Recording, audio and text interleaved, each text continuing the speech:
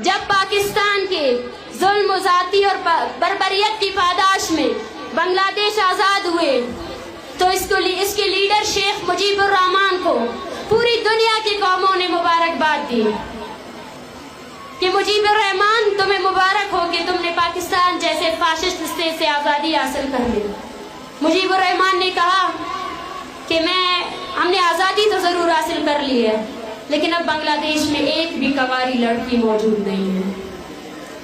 ये वो मकाम है जब बलोच को सोचना चाहिए, ये वो मकाम है जब बलोच को सोचना चाहिए कि उसके आगे का मुस्तकबिल किस चीज पर डिपेंड करता है। আমরা কারো উপর বেইনসাফ করতে চাই না। পাঞ্জাবি তার অধিকার পাক, সিন্ধি তার অধিকার পাক, পাঠান তার অধিকার পাক, বেলুচ তার অধিকার পাক। আমিও বাঙালি, আমিও আমার স্বাধিকার চাই, এখানে আপোষ নাই। আমরা কারো উপর বেইনসাফ করতে চাই না। পাঞ্জাবি তার অধিকার পাক, সিন্ধি তার অধিকার পাক, পাঠান তার অধিকার পাক, বেলুচ তার অধিকার পাক। আমিও বাঙালি, আমিও আমার স্বাধিকার চাই, এখানে